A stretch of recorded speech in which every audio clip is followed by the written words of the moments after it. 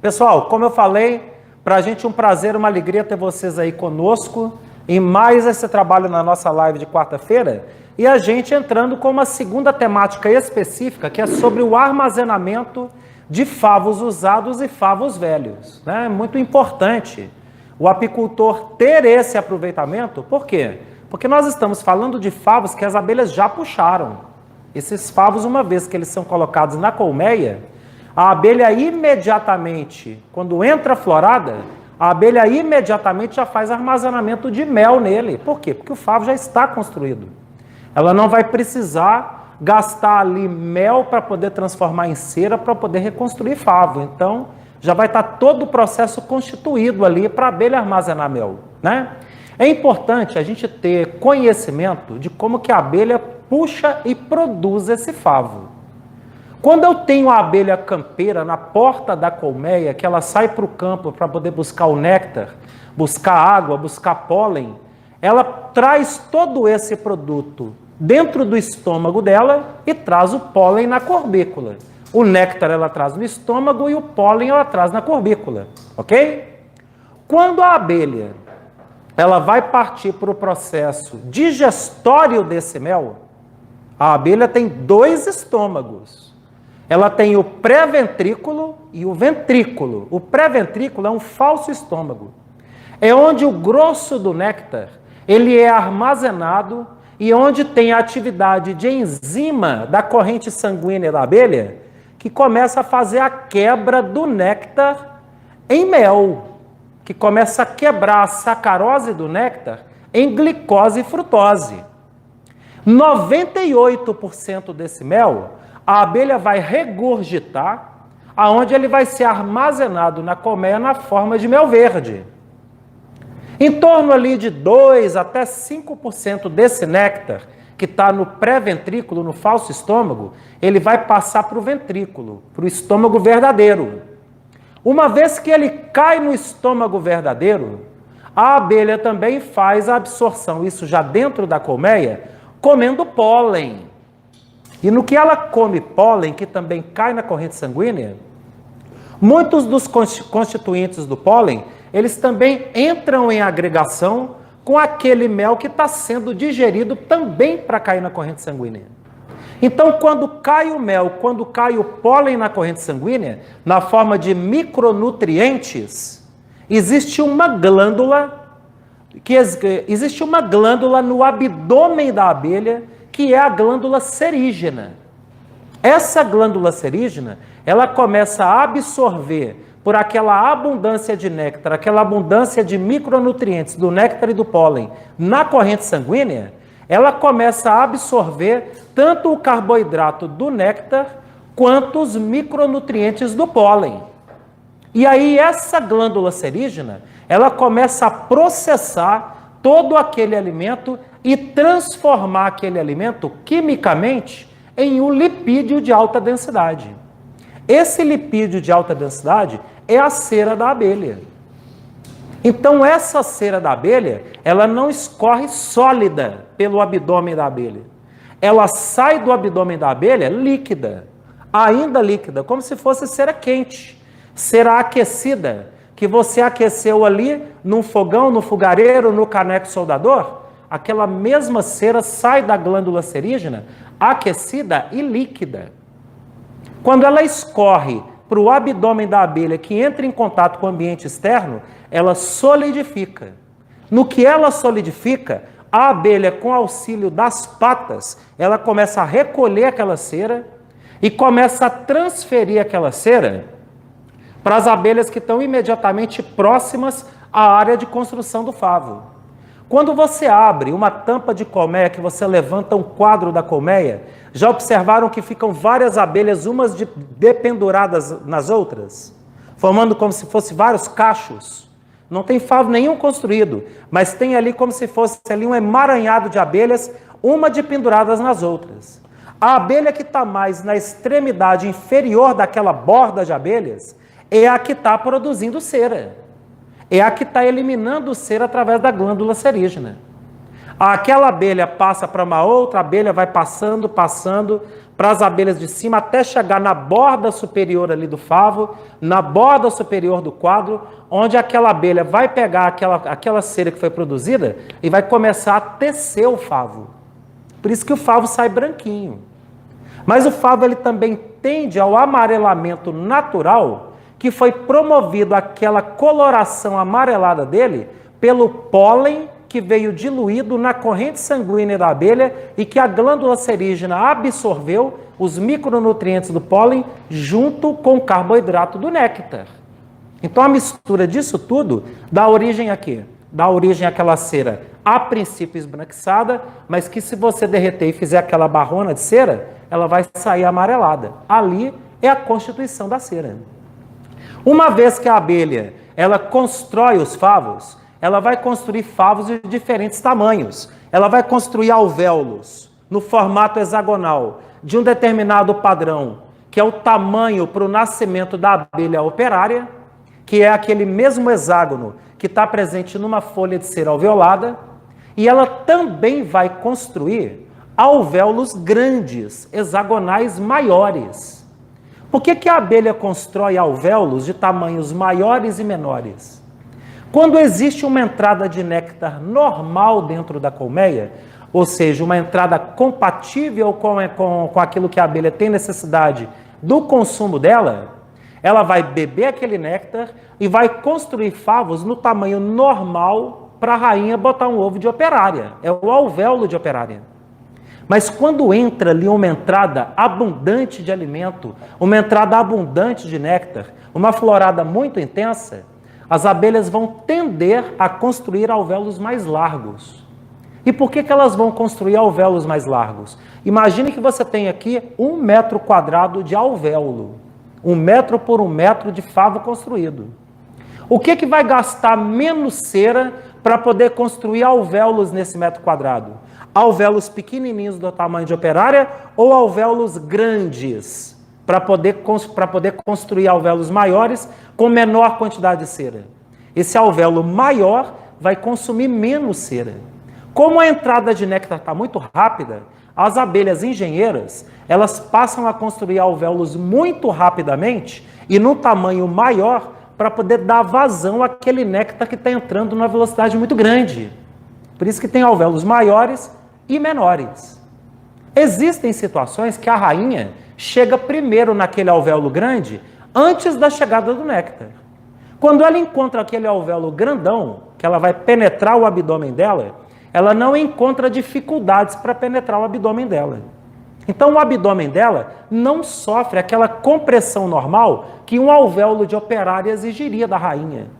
Então quando ela penetra o abdômen dela, que ela facilmente chega até o fundo do alvéolo para poder botar o ovo, o abdômen não sofreu compressão. Se o abdômen não sofreu compressão, não vai ocorrer liberação do gameta masculino.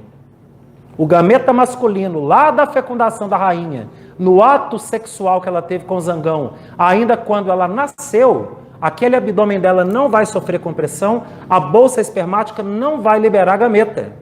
Se a bolsa espermática não vai liberar gameta, só vai ser liberado o gameta feminino. E do gameta feminino, naquele alvéolo grandão, vai nascer qual abelha?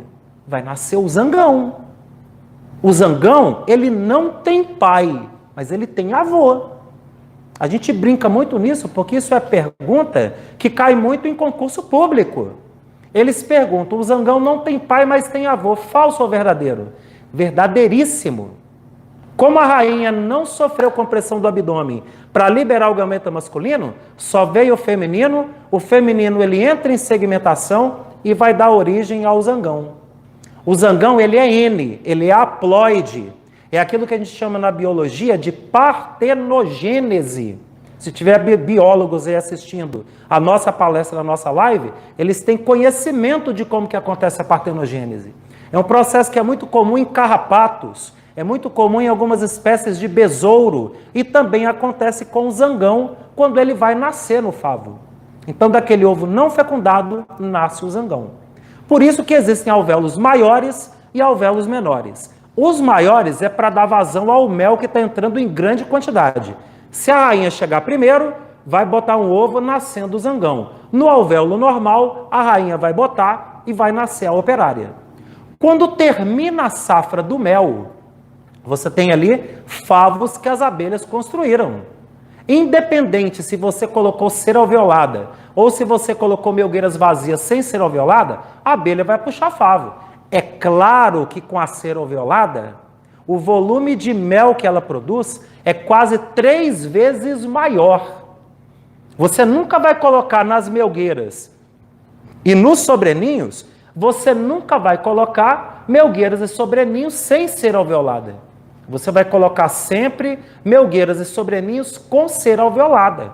E aí o volume de favos que ela vai puxar a partir da cera alveolada, ele é cada vez maior. Amanhã a gente está publicando, eu estou publicando um vídeo sobre o manejo da 4ª revisão que nós fizemos no Apiário Meia Ponte do manejo pré-safra. E ali vocês vão ter oportunidade de ver a quantidade gigantesca de favos que as abelhas já puxaram a partir da cera alveolada. Quanto de cera, Armindo, que a abelha gasta, quanto de mel que a abelha gasta para poder produzir 1 quilo de cera? Meus amigos, a abelha gasta 9 quilos de mel para produzir 1 quilo de cera. Então, quando você não coloca cera alveolada nenhuma, ela vai gastar uma quantidade gigantesca de mel para poder transformar em cera, para só depois armazenar na forma de mel. Olha que problemão que você arrumou para você. Você não vai produzir mel nenhum. Mais da metade do mel que entra na colmeia, a abelha vai destinar para produzir cera. Então você tem que entrar com cera alveolada. Ela vai puxar favo, mas o que ela vai puxar de favo é 1/4 do que ela puxaria se você não colocasse cera alveolada nenhuma. Quando você termina a colheita de mel e que você estabelece o processo de centrifugação do mel, seja no processo manual, seja no processo eletrificado, com uma centrífuga motorizada, ou com uma centrífuga motorizada com inversor de frequência, aquele mel ele vai ser todo extraído.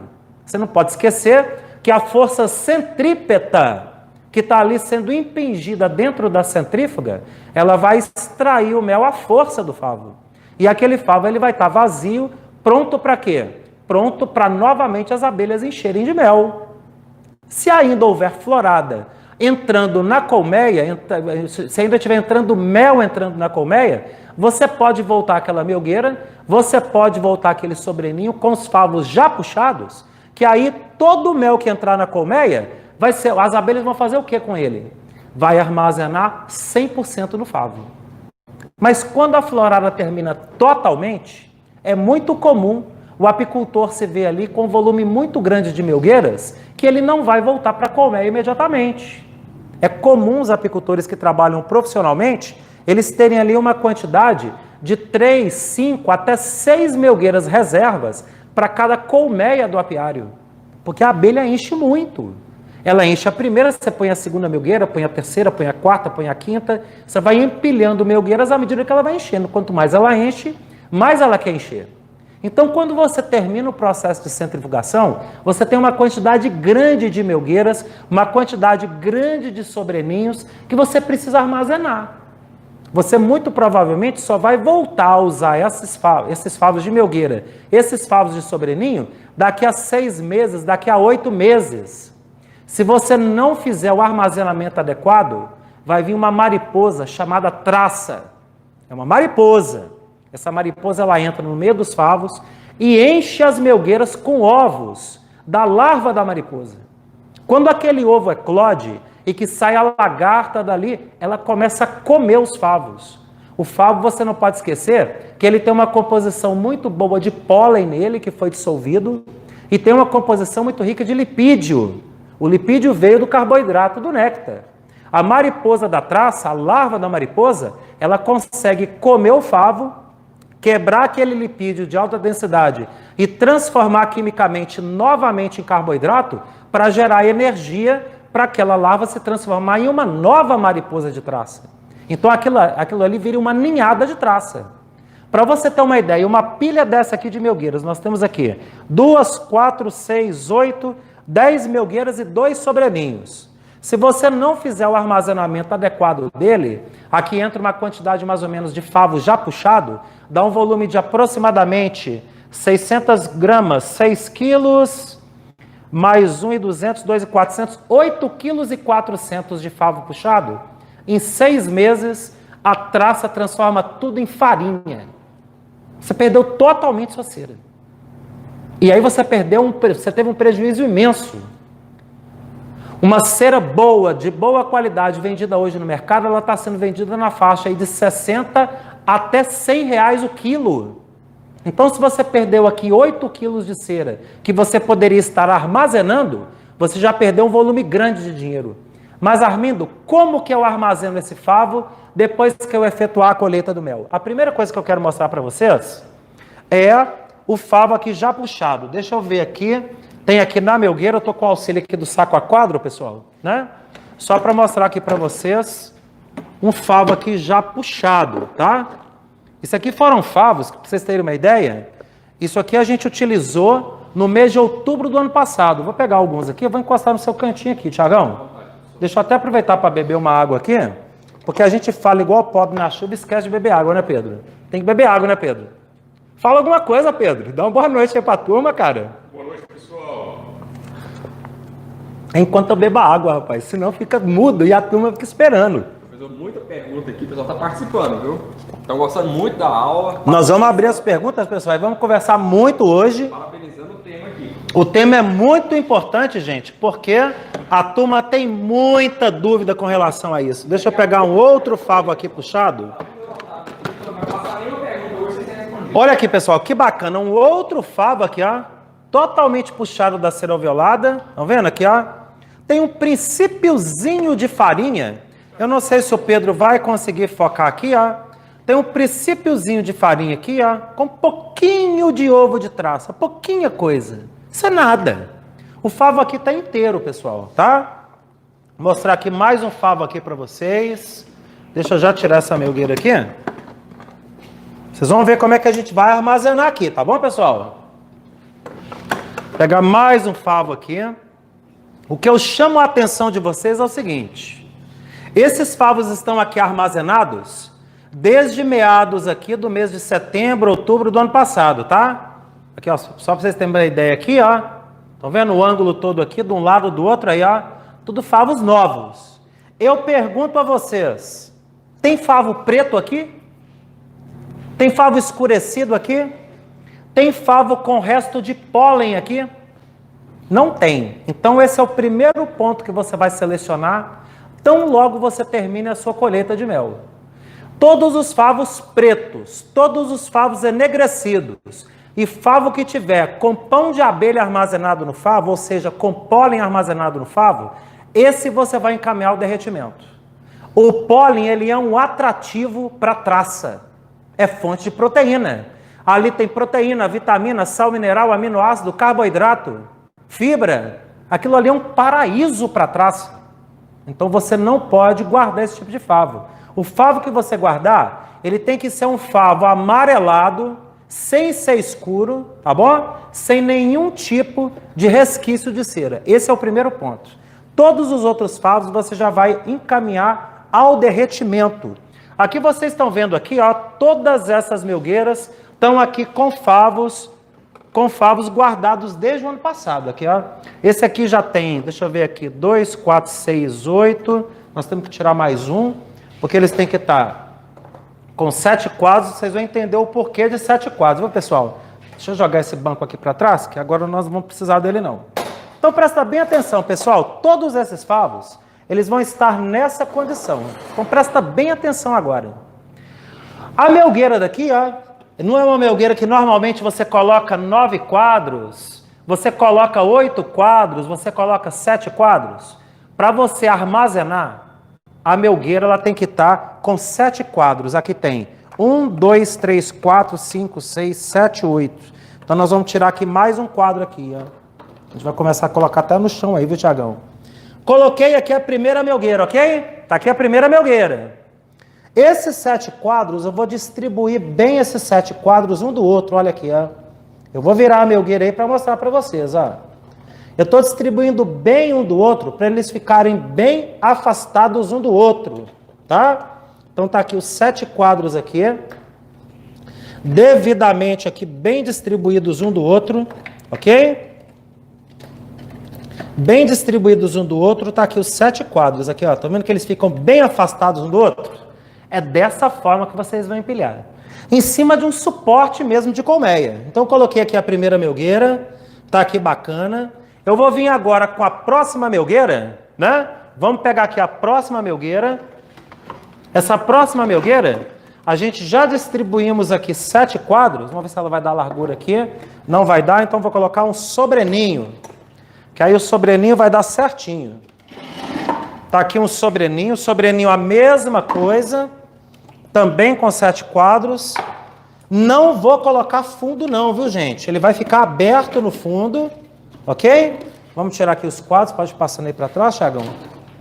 2, 4, 6, 7. Vamos distribuir aqui os 7 quadros. Olha bem, ó, fica bem distribuído um do outro, né? O quadro não ficar encostando um no outro, para entrar bastante luz, entrar bastante ventilação. Então tá aqui, ó, 7 quadros, ó. Estão vendo aqui, ó? Tá dando para ver, Pedro? Beleza, 7 quadros, pessoal. Então vamos pegar a melgueira aqui agora deu altura. Nós vamos jogar aqui a melgueira com 7 quadros também. Viram que eu coloquei uma na transversal e a outra eu joguei na diagonal? Então eu distribuo aqui os 7 quadros, ó. Venho com a próxima melgueira agora e faço a mesma coisa. Os 7 quadros também. Ficou um pouquinho torto ali que ele pegou no pé do suporte, mas está firme, não tem problema não. Então vamos distribuir aqui os 7 quadros, bacaninha. Descolar ele aqui do canto aqui, ó, tá tudo muito bem colado aqui com própolis. Então posicionei aqui os 7 quadros, olha lá, ó. A próxima melgueira, como que eu vou colocar? Também aqui os 7 quadros, aqui ó, mesma coisa, vamos tirar aqui, vai passando para trás aí pra gente, Thiagão, só botando no chão aí, depois a gente ajeita, já tá aqui os 7, e aqui pessoal, eu posso repetir esse processo, montando uma pilha aqui ó, com 8, com 10, com 12, com 15, com 20, com 30 melgueiras. Tem um apicultor aqui em Uberaba, o nome dele é Jairo, o Jairo, ele tem mais ou menos aí umas 2.500 a 3.000 colmeias. Está aqui no Triângulo Mineiro, né? A 300 quilômetros aqui de Goiânia. E o Jairo, como é que ele faz para poder empilhar as melgueiras? Ele faz pilhas lá de 50 a 60 melgueiras, para vocês terem ideia. É muita coisa, tá? Então ele distribui dessa maneira aqui. E a maneira que a gente também faz no apiário é a maneira que a gente faz lá na Toca dos Boacos em Minas, é a maneira como a gente faz aqui no Meia Ponte, a gente armazena os favos dessa maneira. Essas melgueiras, elas têm que estar armazenadas em ambiente aberto, em ambiente de luz, em ambiente com muita ventilação, tá? Com muito arejamento. Distribuir aqui os 7 quadros. Então, pessoal, a gente vai empilhando. Nós vamos fazer isso aqui com todas as melgueiras para demonstrar para vocês que não tem problema a pilha ficar alta. Tem gente que fica grilado porque a pilha vai ficar alta. Tem problema não, pode chegar até o teto, né, Thiagão? Não tem limite? Nenhum limite. Se você quiser botar 100 melgueiras... O limite é a segurança para não O limite é a segurança para não cair, aí é tranquilo. Aqui, ó, distribui aqui. Pode pegar mais um quadro aí, que aqui tem 6, né? Pega mais um aí para mim, que aqui tem 6. Então, pessoal, tudo com 7 quadros. O que eu estou promovendo com isso? Deixa eu pegar já o outro suporte aqui, para não sair também do ângulo da filmagem. Vamos pegar aqui mais um ninho. Só mais um, né? Então tá aqui, pessoal. Vamos distribuir aqui. Todo mundo está acompanhando aí, gente? Então tá aqui, bacaninha. Ok? Coloquei aqui. Coloquei aqui. Distribuir. Então vocês vão empilhando, pessoal. Só mais um aqui. O Pedro falou bem aí para a gente não estender muito nisso aqui. Então, pessoal, uma vez que você empilhou esses quadros, você vai procurar aí na sua fazenda, na sua propriedade, um ambiente arejado com muita luz, ok? Um ambiente arejado com muita luz e um ambiente com muita ventilação. Você vai colocar isso num ambiente de varanda, num ambiente de sombra. Lá na Toca dos Buacos, eu lembro que eu e o Armindo Pai, a gente fez uma cobertura mesmo, como se fosse um galpão sem parede. Ou seja, um galpão com entrada de ventilação e de luz natural. O que que entra aqui? Entra luz entre os favos e entra ventilação entre os quadros. A mariposa da traça, e é aí que é a armadilha que a gente joga para a mariposa, a mariposa da traça, ela só bota ovos em um ambiente escuro e abafado. A mariposa da traça não bota ovo em ambiente escuro. Ela não, perdão, em ambiente claro. Ela não bota ovo em ambiente arejado. Se você joga um ambiente claro, um ambiente arejado, a mariposa da traça vai esquecer isso aqui. Mas se você deixar favos com resto de pólen, favos com resto, favos enegrecidos, aí, meu amigo, aí o bicho pega. Aí a mariposa da traça, mesmo estando no ambiente arejado, ela vai botar ovo normalmente. Então você tem que eliminar os favos escuros, manter os favos claros, os favos sem pólen armazenado, e você vai guardar dessa maneira. É uma pena que eu não tenho essa foto do Jairo. É uma foto que eu perdi há muito tempo. Ele me mandou uma vez quase 4.000 melgueiras armazenadas dentro do galpão dele. Tudo pilhas ali de 50, 80, 100 melgueiras, né? Coisa que o cara tem que subir de carrinho para poder descer as melgueiras lá do alto. Um galpãozão imenso. Resquício de mel, pode ficar? Resquício de mel você não vai deixar, por quê? Boa pergunta do Thiago. Resquício de mel tem problema? Pessoal, você colheu o mel, você centrifugou o mel, pega as suas melgueiras no dia seguinte ao da centrifugação e leva para 20, 30 metros do apiário, que as abelhas vão fazer uma limpeza naqueles resquícios de mel da melgueira. Então não leva aquela melgueira melecada para você armazenar de cara. Você até pode abrir uma lona no chão, colocar as melgueiras para as abelhas limpar, elas vão tirar toda aquela farinha de cera que está solta nos favos e aquela farinha vai cair sobre a lona, aquela farinha é cera pura. Quando você beneficiar aquela cera, você vai descobrir que de cada 50 melgueiras, você vai beneficiar ali uma quantidade de até 2 kg de cera bruta, dessa farinha que cai sobre a lona, tá bom? Aí sim, Tiagão, depois que você vai fazer o armazenamento devido para a abelha poder trabalhar numa boa e não ter problema de traço. Outra pergunta pertinente. O Carlos pergunta aqui pra gente se tiver um pouquinho de pólen, ele pode cortar aquele pedacinho de pólen? Pode. Você pode cortar aquele pedacinho de pólen com a faquinha bem afiada, com estilete, né? Tira aquele pedacinho, você vai fazer o armazenamento, não vai dar problema de traço. Mas se o favo tiver escurecido, leva para o derretimento, porque o favo escurecido também, aquilo ali é um chamarisco para trás, tá bom? É um ambiente escuro. Professor, outra pergunta. Estou perguntando, depois que o senhor fez essa pilha, pode cobrir, professor? Não. Se você cobrir, vai entrar luz. Se você cobrir, vai entrar arejamento. Aí você vai estar dando todo o ambiente para trás, que é um ambiente abafado. Nada de cobrir, pessoal. É um ambiente aberto, é o contrário. O contrário do que a turma sempre fez, que é cobrir, que é deixar fechado, que é deixar no ambiente abafado. A maioria, os apicultores em sua ampla maioria, sempre criaram um ambiente adequado para trás e não o inverso. Professor, outra pergunta. Pode ser feito isso dentro do apiário, professor? Pode. Tanto pode ser feito dentro do apiário, pessoal, que a gente faz isso no apiário Meia Ponte. A gente armazena lá junto do apiário. A turma que já pegaram os cursos aqui com a gente, os cursos aqui no apiário Meia Ponte, já devem ter visto o quê? Que a gente faz o armazenamento ali de ninhos e melgueiras na lateral do apiário. Chegou ali na lateral do apiário, você fez o armazenamento ali das melgueiras dos ninhos, é tranquilo, ambiente claro, ambiente de floresta, aquele ambiente ali de sombreamento de floresta, mas o suficiente para não deixar chegar atrás. O Marcelo Vale está perguntando, pode colocar apenas uma telha por cima dela? Pode. Aí a telha é uma boa, porque vai chegar ali período de chuva, você colocar uma telha aqui para proteger os favos é uma boa. E uma coisa que vocês têm que estar atento também, que pode chegar abelha, né? Pode chegar abelha, porque você está armazenando ali as melgueiras, você está armazenando os sobreninhos, e ali tem resto de favo. Então o que vai acontecer? Vai chegar enxame de abelha ali. É muito comum aqui na Companhia da Abelha, onde a gente armazena aqui, que a gente empilha as melgueiras nesse método, desce a abelha direto aqui.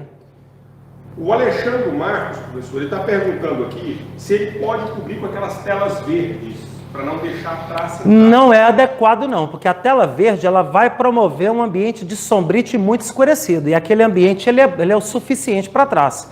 O sombrite ele não vai impedir que a traça chegue no favo. Você não pode esquecer que já existe ovo que a traça já botou no favo. Então, às vezes, a traça ela não vai precisar nem chegar, já existe ovo lá e vai eclodir. O Aloysio dos Santos está perguntando, mas é preciso cercar isso aí do apiário com uma tela para os animais não virem mexer nos favos, correto? Bom, você está falando em relação a bicho do mato, né? Macaco, essas coisas, é bom você fazer uma cerca sim. Você estabelecer uma cerca para proteger esse material é importante. E manter um ambiente limpo também, né? Porque ali vai ser ninhada de formiga, ninhada de bicho, né? O Matias Viana pergunta, quem não tem espaço adequado para armazenamento e deixa os favos de melgueira sobre as colmeias na entre-safra, está correto? As abelhas cuidam da limpeza e manutenção desses favos, é certo isso? Matias, é certo sim, não é errado não. O que você tem que ter cuidado é que se você está no período de entre-safra, armazenando os favos na colmeia, para a abelha poder fazer o cuidado do favo, é muito importante que você estabeleça a alimentação exclusivamente de subsistência. Porque se você entrar a alimentação, qualquer tipo de alimentação para crescimento, ela vai pegar aquele xarope daquela concentração de 70% mais para o motor de crescimento e vai armazenar nos favos na forma de mel. E aí vai ser problema para você, tá ok? Ô, gente, bom demais da conta, gratidão, estamos juntos aí. Uma boa noite a todos, né, Tiagão? Obrigado, pessoal. Espero que tenha valido a pena aí, gente. Deixa o like de vocês aí, se vocês gostaram. Se você não assinou nosso canal ainda, vamos assinar agora e ativa o sininho para receber as notificações de vídeos nossas aí. Vamos participar do nosso grupo do Telegram, que vai ser muito bacana, muito legal. Um fraterno abraço a todos e até domingo, gente. Valeu! Abraço.